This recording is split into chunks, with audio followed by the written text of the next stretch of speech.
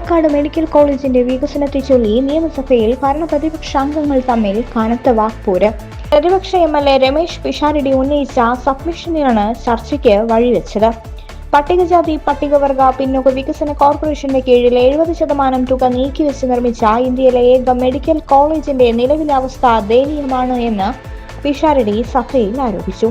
7 വർഷമായിട്ടും ആശുപത്രി, block, mortuary, sewage സംവിധാനം, ഇലക്ട്രിക്കൽ ജോലികൾ എന്നിവ പൂർണ്ണമായിട്ടില്ല എന്നും അദ്ദേഹം പറഞ്ഞു.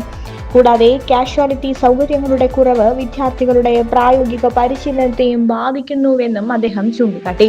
എന്നാൽ ആരോപണങ്ങളെ ശക്തമായി തള്ളിക്കളഞ്ഞ് PP സുമോദ് MLA രംഗത്തെത്തി. രമേശ് പിഷാരടി ഉന്നയിച്ച ആരോപണങ്ങൾ വസ്തുതാവിരുദ്ധമാണ് എന്ന് അദ്ദേഹം വ്യക്തമാക്കി.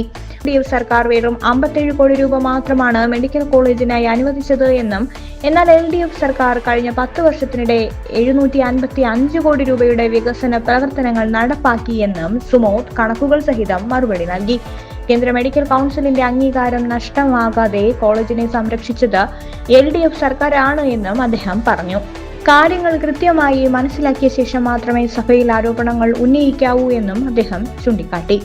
അറിയില്ല എങ്കിൽ മുൻ MLA ഷാഫി പറമ്പിലിനോട് ചോദിച്ചാൽ മതിയെന്നും സുമോദ് പറഞ്ഞു. കണക്കുകൾ നിരത്തി നൽകിയ മറുപടിയിലൂടെ സഭയിൽ PP സുമോദ് മേൽക്കൈ നേടി എന്നാണ് രാഷ്ട്രീയ നിരീക്ഷകരുടെ വിലയിരുത്തൽ.